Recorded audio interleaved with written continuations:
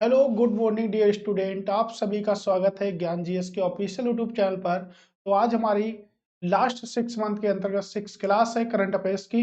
तो चलिए शुरू करते हैं 6 क्लास पर। क्या रहता है आज का धमाका और आज के क्वेश्चन किस प्रकार से हैं।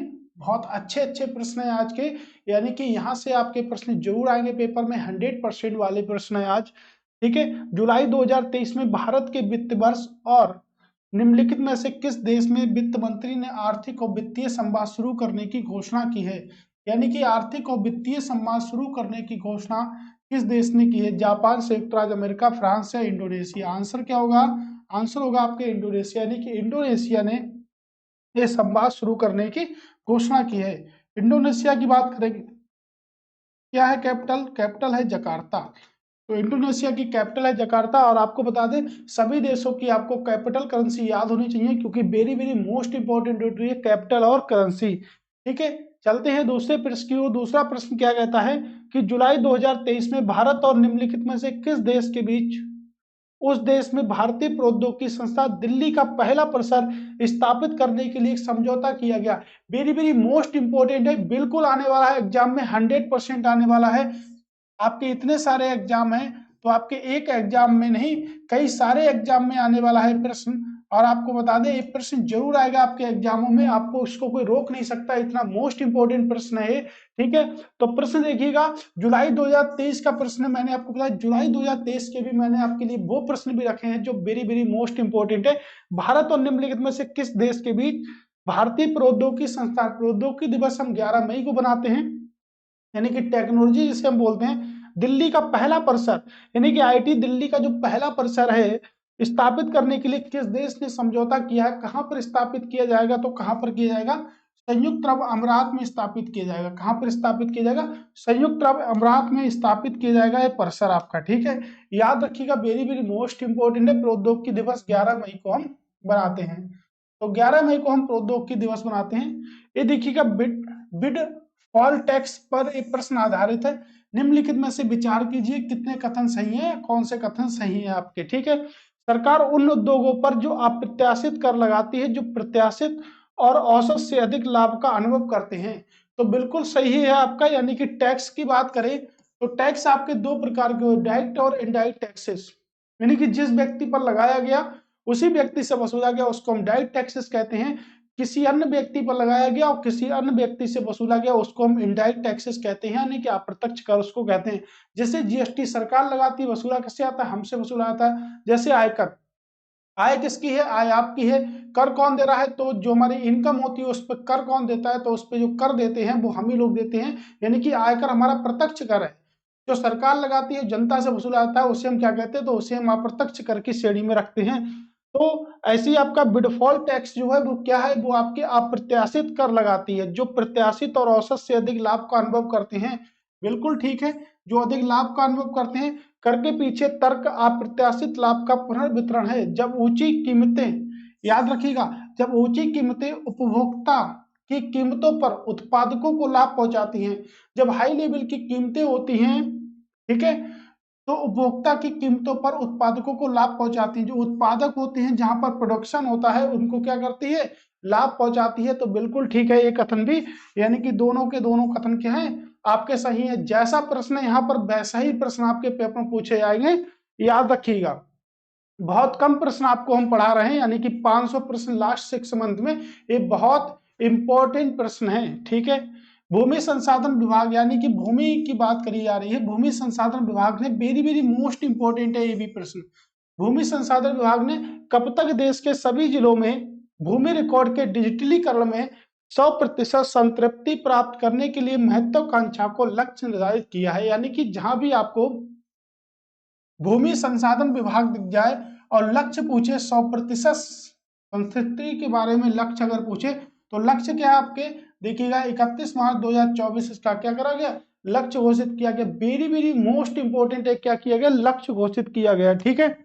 चलते हैं अगले प्रश्न की ओर। नेक्स्ट प्रश्न हमसे क्या कहता है कि राष्ट्रीय बहुआयामी गरीबी सूचकांक किस संस्थान द्वारा जारी किया था? वेरी वेरी मोस्ट इंपोर्टेंट है कि राष्ट्रीय बहुआयामी गरीबी सूचकांक जो इंडेक्स है वो किस संगठन के द्वारा जारी किया जाता है। नीति आयोग की बात करेंगे तो योजना आयोग को समाप्त करने के बाद भारत सरकार ने अब नीति आयोग को शुरू कर दिया। नीति आयोग की स्थापना 1 जनवरी 2015 को हुई थी। हेड ऑफिस दिल्ली है। इसके जो अध्यक्ष होते हैं वो भारत के वर्तमान समय के प्रधानमंत्री इसके अध्यक्ष होते हैं। जैसे अगर इसके पहला जो उपाध्यक्ष बनाया गया वो अरविंद पनगड़िया को इसका पहला उपाध्यक्ष बनाया गया। अब पहली सीईओ जो बनाएगी यानी कि महिला थी तो हम कह सकते हैं पहली महिला सीईओ या पहला सीईओ सिंधु श्री खुल्लड़। कौन है? सिंधु श्री खुल्लड़ पहली सीईओ है नीति आयोग की।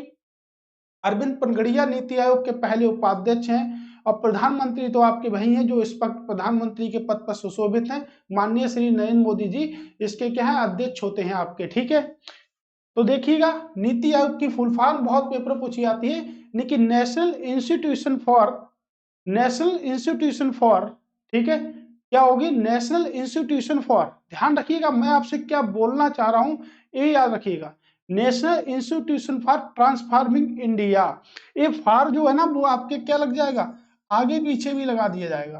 तो national institution for transforming India, इसको ट्रांसफॉर्मेशन भी कर सकते हैं। ट्रांसफॉर्मिंग तो इसकी राइट हैंड फुल फॉर्म ही है। किसने शुरू किया?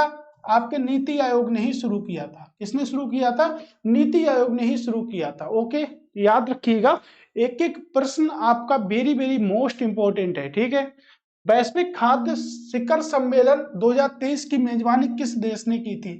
तो वैश्विक खाद्य शिखर सम्मेलन खाद्य दिवस 16 अक्टूबर को मनाते हैं और विश्व खाद्य संगठन का मुख्यालय आपके इटली रोम में स्थित है। और पूछ रहा वैश्विक खाद्य नियामक शिखर सम्मेलन 2023 की मेजबानी किस देश ने की थी? तो किस देश ने की थी? आपके भारत ने इसकी मेजबानी की थी। याद रखिए किस देश ने इसकी मेजबानी की?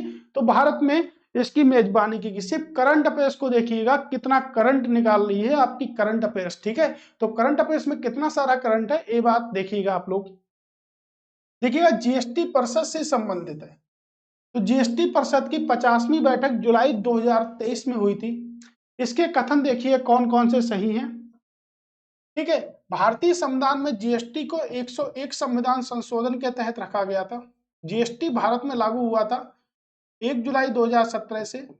भारत ने जीएसटी की जो अवधारणा थी वो कहां से ली थी? आपके कनाडा से ली थी। कहां से ली थी? कनाडा से। पहला देश कौन सा है जिसने जीएसटी को लागू किया? तो पहला देश कौन सा होगा जो जीएसटी को लागू किए थे? फ्रांस। फ्रांस पहला देश है जो जीएसटी को लागू किया था। ठीक है, व्यक्तिगत उपयोग के लिए आयातित डिनोटोस्कम दवा पर आईजीएसटी से छूट देने का निर्णय लिया। बहुत कठिन शब्द है, छोड़िएगा। नकली जरी धागे तथा व्यापारिक भाषा में किसी भी नाम से किए जाने वाले धागे पर जीएसटी कम करने का निर्णय लिया गया। मछली से मिलने वाले घुलनशील पेस्ट पर जीएसटी दर बढ़ाने का फैसला किया गया। तो जीएसटी दर बढ़ाने का फैसला किया गया, यानी कि जीएसटी दर क्या उनसे प्रश्न है कौन से कथन सही हैं? तो जीएसटी दर कम करने का फैसला किया गया था, यानी कि जीएसटी दर जो है वो आपका कम करने का फैसला किया गया था। यहाँ पर 2 और 3 सही हैं, यानी कि यहाँ पर दर कम करने का फैसला किया गया होगा, तभी ऑप्शन हमारा बनेगा। ठीक है, दर कम करने का फैसला किया गया था। ओके, कम करने का फैसला किया गया था, देखिएगा इसको। ठीक है, सही है, कम करने का फैसला। एशिया प्रशांत के लिए संयुक्त राष्ट्र कार्यक्रम और सामाजिक आयोग, इसकी फुल फॉर्म है UNESCPA द्वारा जारी डिजिटल और सतत व्यापार सुविधा पर वैश्विक सर्वेक्षण 2023 निम्नलिखित में से किस देश के विभिन्न संकेतकों पर असाधारण प्रगति का प्रदर्शन करता है? तो किस पर करता है? कौन सा देश? ठीक है, जारी डिजिटल व व्यापार सुविधा पर वैश्विक सर्वेक्षण निम्नलिखित में से किस देश के विभिन्न संकेतों पर असाधारण प्रदर्शन करता है? क्या आंसर होगा आपके? भारत। किस देश पर करता है? तो आपके भारत में करता है।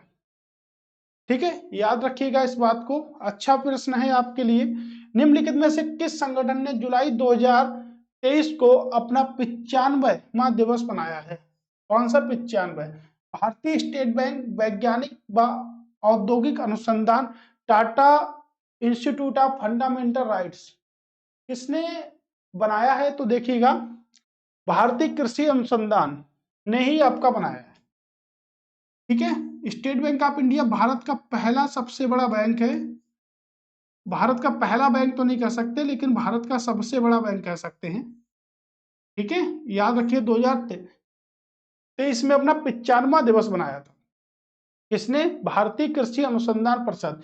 स्टेट बैंक भारत का सबसे बड़ा व्यापारिक बैंक है। वेरी वेरी मोस्ट इंपोर्टेंट है। भूमि संसाधन जो हमने 31 मार्च 2023 से पढ़ा था उसी से संबंधित एक प्रश्न पूछा गया है कि कौन सा नहीं है भूमि सम्मान के अंतर्गत। भूमि सम्मान का भी डिजिटलकरण हमने पढ़ा था, तो 31 मार्च 2024 तक उसका डिजिटलकरण हो रहा है, तो उससे आगे का प्रश्न बनता है। कह रहे हैं ये पुरस्कार डिजिटल इंडिया लैंड रिकॉर्ड्स व आधुनिकीकरण कार्यक्रम को लागू करने में उपलब्धता के लिए प्रदान किए गए हैं। तो देखिएगा, उपलब्धता के लिए प्रदान किए गए, बिल्कुल। यह पुरस्कार संबंधित राज्यों के राज्यपाल और मुख्यमंत्रियों को दिए जाते हैं। भारत में क्या है? राज्यपाल है। राज्यपालों की नियुक्ति कौन करता है? राष्ट्रपति करता है। आर्टिकल नंबर 52 और आर्टिकल नंबर 155। राज्यपाल की नियुक्ति राष्ट्रपति करेंगे। प्रत्येक राज्य का क्या होगा? एक राज्यपाल होगा। ये आर्टिकल नंबर 153 कहता है राज्यपाल की नियुक्ति राष्ट्रपति करेंगे। Article number 155। राज्यपाल किसकी नियुक्ति करेगा? मुख्यमंत्री की नियुक्ति करेगा, आर्टिकल नंबर 164 के अंतर्गत। ठीक है, यह पुरस्कार सरकारी संघवाद के सिद्धांत पर कार्य करता है। यानी कि नीति आयोग जो है वो आपके सहकारी संघवाद के सिद्धांत पर कार्य करता है, याद रखिएगा। भारत के सभी जिलों में भूमि रिकॉर्ड का डिजिटलीकरण देखिएगा 31 मार्च 2024 तक की जाएगा। ये तो हमने अभी पढ़ा, तो या तो ये सही होगा या तो जे वाला सही होगा। कौन सा सही नहीं है? तो जे वाला तो ठीक है, लेकिन ए वाला जो गलत है। अब किसको दिए जाएंगे? तो देखिए, राज्यों के सचिवों को दिए जाएंगे। राज्यों के सचिवों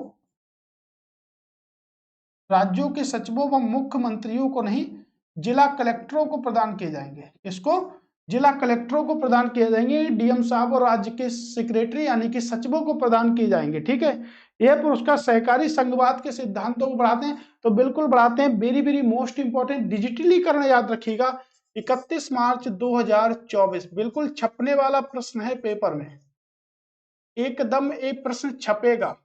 ठीक है, बिल्कुल छपेगा, एकदम प्रश्न छपेगा पेपर में। ठीक है, अगला प्रश्न देखिएगा, राष्ट्रीय बहुआयामी गरीबी सूचकांक। अभी हमने पढ़ा राष्ट्रीय बहुआयामी गरीबी सूचकांक कौन जारी करता है? तो नीति आयोग जारी करता है। कौन जारी करता है? नीति आयोग जारी करता है। ठीक, याद रखिएगा। सूचकांक नीति आयोग द्वारा जारी किया जाता है, बिल्कुल ठीक है। जारी कौन करता है? नीति आयोग इसको जारी करता है। ठीक है, कौन जारी करता है? नीति आयोग। सूचकांक में दावा किया गया है कि 2019 और 21 के दौरान 13.5 करोड़ लोग बहुआयामी रूप से गरीब आए हैं। बिल्कुल आए हैं गरीब। सूचकांक के अनुसार उत्तर प्रदेश, बिहार और मध्य प्रदेश में बहुआयामी गरीबी लोगों की संख्या में बहुत तेजी देखी गई है। नहीं, सूचकांक के अनुसार उत्तर प्रदेश, बिहार और मध्य प्रदेश में बहुआयामी गरीबी लोगों की संख्या में तेजी से कमी देखी गई है। तो तेजी से बिल्कुल कमी हो रही है, यानी कि 1 2 3 1 2 3, यानी कि उपयुक्त सभी सही हैं। ठीक है, उपयुक्त क्या है? सभी सही हैं। अब देखिएगा, इसका डिटेल फॉर्मेट भी आपके लिए आ गया। ओके, याद रखिएगा, इसका डिटेल फॉर्मेट भी आपके लिए आ गया। अगला प्रश्न, जुलाई 2023 में सिनेमेटोग्राफी अधिनियम 1952 में संशोधन के लिए बिल किस सदन में पेश किया गया था? वेरी वेरी मोस्ट इंपोर्टेंट प्रश्न है। आपको देखने में तो नहीं लग रहा होगा, लेकिन है इंपॉर्टेंट। बहुत सारा इंपॉर्टेंट प्रश्न घुसा हुआ है इसमें, छिपा हुआ है। ठीक है, एकदम प्रश्न छिपा हुआ है। तो देखिएगा, जो सिनेमेटोग्राफी जो अधिनियम 1952 में संशोधन के लिए बिल सदन में पेश किया गया, तो क्या होता? संविधान संशोधन की प्रक्रिया भारतीय संविधान के भाग नंबर 20 में आती है। भाग नंबर 20 में आती है और अनुच्छेद 368 से संबंधित है। और संशोधन की प्रक्रिया को हमने दक्षिण अफ्रीका से ग्रहण किया था। ठीक है, कहां से ग्रहण किया था? दक्षिण अफ्रीका से ग्रहण किया था। लोकसभा में, राज्यसभा में? आंसर क्या होगा? राज्यसभा। देखिएगा, राज्यसभा अनुच्छेद नंबर 80 के तहत स्थापित की जाती है। लोकसभा अनुच्छेद नंबर 81 के तहत स्थापित किया था।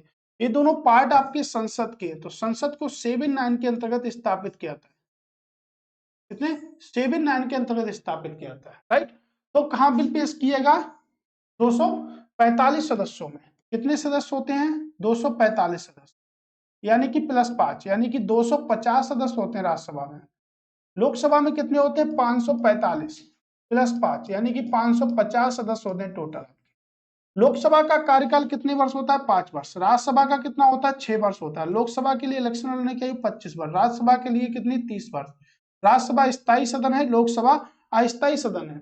लेकिन लोकसभा विघटित नहीं होता, राज्यसभा क्या होता है? राज्यसभा विघटित नहीं होता, लोकसभा क्या होता है? विघटित हो जाता है। ठीक है, यानी कि आर्टिकल नंबर 80 को हम समाप्त नहीं कर सकते, आर्टिकल नंबर 81 को हम विघटित कर सकते हैं, इसका विघटन कर सकते हैं। राष्ट्रपति विघटन करेगा प्रधानमंत्री की सलाह पर। ठीक है, राज्यसभा विपक्षी दलों ने मणिपुर की घटनाओं से संबंधित मामलों पर चर्चा करने के लिए किस नियम के तहत नोटिस दिया? इंपॉर्टेंट प्रश्न है, लेकिन सभी लोगों को पता होगा कहां पर दंगे हुए थे, कहां पर घटनाएं हुई थी, कहां पर हुई थी? आपके मणिपुर में घटनाएं हुई थी। ठीक है, कौन सा नियम दिया था? तो नियम 267 के तहत दिया गया था। किसके तहत दिया गया था? नियम 267 के तहत दिया गया था। ठीक, नेक्स्ट प्रश्न क्या कहता है हमसे कि भारत में वैश्विक रसायन और पेट्रोकेमिकल विनिर्माण हब पर शिखर सम्मेलन के तीसरे संस्करण का उद्घाटन भारत के निम्नलिखित में से किस शहर में किया गया? तो देखिएगा, भारत में वैश्विक यानी ग्लोबल केमिकल यानी कि रसायन व पेट्रोकेमिकल्स विनिर्माण पर शिखर सम्मेलन के तीसरे संस्करण का उद्घाटन भारत के किस शहर में किया गया? अगर बात करें, अहमदाबाद साबरमती नदी के किनारे है, लिख सकते हैं। किस नदी के किनारे है? अहमदाबाद साबरमती। विश्व यूनेस्को की सूची में शामिल होने वाला पहला शहर है, शामिल होने वाला पहला शहर यानी कि फर्स्ट प्लेस कौन है? अहमदाबाद है, आपकी गुजरात में है। बेंगलुरु, ठीक है, कर्नाटक। आपकी अगर बात करेंगे किस नदी के किनारे? हैदराबाद मूसी नदी के किनारे है। चिनकिलिज खां ने इसकी स्थापना की थी। किसने स्थापना की थी? चिनकिलिज खां। चिनकिलिज खां ने इसकी स्थापना की थी। नई दिल्ली की स्थापना आंगनपाल ने की थी। और इस सम्मेलन जो हुआ था वो कहाँ हुआ था? आपके नई दिल्ली में हुआ था। नई दिल्ली को डिजाइन किसने किया? तो नई दिल्ली को डिजाइन की था एडवर्ड लुटियास ने। अब एक प्रश्न मैं आपको बताता हूँ, नई दिल्ली जो है वो एक केंद्र शासित प्रदेश है। किस अनुच्छेद के तहत केंद्र शासित प्रदेश है? तो हम कह सकते हैं अनुच्छेद 239 के तहत क्या है? केंद्र शासित प्रदेश है। तो 239 के तहत केंद्र शासित प्रदेश है कौन? आपकी दिल्ली। ठीक है, तो दिल्ली 239 डबल है। एशियाई युवा व जूनियर भारोत्तोलन चैंपियनशिप 2023 का मेजबान देश निम्नलिखित में से कौन था? कौन है? कौन है? आपके भारत में हुई थी। ठीक है, कहां पर हुई थी? आपके भारत में हुई थी। कह रहे हैं भारत सरकार, सरकार नहीं, भारत सरकार ने निम्नलिखित में से किस वर्ष में ग्रीनफील्ड हवाई अड्डे की नीति तैयार की थी? जीएस का क्वेश्चन है लेकिन इंपॉर्टेंट है। ठीक है, नीति तैयार की थी 2008 में। कब बनाया था? 2008 में बनाया था। 27 जुलाई 2028 को भारतीय प्रधानमंत्री ने निम्नलिखित में किस शहर में अंतरराष्ट्रीय हवाई अड्डे का उद्घाटन किया है? देखिएगा, डेट मेंशन करी गई है इसमें, तो डेट मेंशन करी गई है तो इसका लिए एक क्वेश्चन आपके इंपॉर्टेंट होगा। जैसे पुणे आपके महाराष्ट्र में, गोरखपुर उत्तर प्रदेश में है। अब देखिए, गोरखपुर से अगर दो प्रश्नों की बात करें तो एक तो गोरखपुर उत्तर प्रदेश में, जो उत्तर प्रदेश में गोरखपुर है वो आपके राप्ती रिवर के किनारे है। किस रिवर के किनारे है? राप्ती नदी के किनारे है। और यही गोरखपुर अगर हम बात करेंगे, ये गोरखपुर आपके जो आपके गोरखपुर परमाणु संयंत्र जो बनाया जा रहा है वो कहां पर आपके बनाया जा रहा है? हरियाणा में बनाया जा रहा है। कहां पर है? वो आपके हरियाणा में। और ये आपके कहां पर है? राप्ती वाले की अगर बात हम करें तो राप्ती जो नदी के किनारे वो गोरखपुर आपके उत्तर प्रदेश में है। इसका आंसर क्या होगा? इसका आंसर होगा आपके राजकोट। लेकिन राजकोट में हवाई अड्डा स्थापित किया गया था। ठीक है, कहां पर स्थापित किया गया था? राजकोट में। कह रहे सामाजिक सुरक्षा सुनिश्चित करने वाला भारत का पहला राज्य कौन बना है? तो सामाजिक सुरक्षा सुनिश्चित करने वाला भारत का पहला राज्य कौन बना है? तो पहला राज्य बना है आपके, ठीक है, राजस्थान। पहला राज्य कौन बना है? तो पहला राज्य बना है आपके राजस्थान, इसका पहला राज्य बना है। ठीक है, अगला प्रश्न है कि बेन फ्रॉग क्या है? तो बेन फ्रॉग आपके है क्या? कोविड से जुड़ा हुआ एक लक्षण है, बुखार से जुड़ा एक लक्षण है, कैंसर से जुड़ा एक लक्षण है, या दिमाग से जुड़ा एक लक्षण है? तो देखिएगा, बुखार से कोविड से जुड़ा हुआ एक लक्षण है, इससे कोविड से जुड़ा हुआ एक लक्षण है। ठीक है, याद रखिए कोविड से जुड़ा हुआ एक लक्षण है। पूर्व मध्य श्वसन सिंड्रोम कोरोना वायरस की 2023 में पुष्टि कहाँ की गई? कहाँ की गई? तो देखिएगा श्वसन सिंड्रोम कोरोना वायरस की जो पुष्टि की गई वो कहाँ की गई? आपके आबू धाबी में की गई। कहाँ पर की गई थी? आबू धाबी में कोरोना वायरस की पुष्टि की गई थी। ठीक है, कहां पर की गई थी? आबू धाबी में। प्रधानमंत्री खेत सुरक्षा योजना किस राज्य में 2023 में सुचारू रूप से शुरू की गई थी? किस राज्य में सुचारू रूप से शुरू की गई थी जहां पर फसलें ज्यादा से ज्यादा नष्ट हो रही हैं? तो मुख्यमंत्री ने सोचा कि भाई किसान खेत सुरक्षा योजना लागू कर दी जाए। कहां पर फसलें सबसे ज्यादा नष्ट होती हैं? आपके उत्तर प्रदेश में। उत्तर प्रदेश में जो गाय छोड़ी गई हैं, जो गाय हम लोग नहीं पालते हैं अभी, उनके लिए एक योजना चलाई गई है खेत सुरक्षा योजना, जो कि किसानों के खेतों का बचाव करेगी। भारत किस देश के साथ कैनबिक्स मेडिसिन परियोजना का सहभागीदार बनेगा? कैनिबिक्स मेडिसिन अवकाश है कनाडा। तो आंसर क्या होगा आपके? कनाडा, यानी कि राइट आंसर इसका क्या होगा? कनाडा इसका राइट आंसर होगा। ठीक है, अब अगला प्रश्न हमारा है, गृह लक्ष्मी योजना नामक एक योजना कौन से राज्य में शुरू की गई? तो गृह लक्ष्मी योजना किसने शुरू करी? आपके कर्नाटक राज्य ने शुरू की। यानी कि गृह लक्ष्मी योजना को किस राज्य ने शुरू किया? कर्नाटक राज्य ने गृह लक्ष्मी योजना को शुरू किया था। ठीक है, DPIIT और गुजरात सरकार ने संयुक्त रूप से कौन सा प्रोजेक्ट लॉन्च किया है? तो DPIIT और गुजरात सरकार ने संयुक्त रूप से कौन सा प्रोजेक्ट लॉन्च किया है? तो हम कह सकते हैं one district one project. One district one project को लॉन्च किया है। ठीक है, वन डिस्ट्रिक्ट और वन प्रोजेक्ट को लॉन्च किया है। तो ठीक है, तो क्लास हमारी यहाँ पर समाप्त होती है।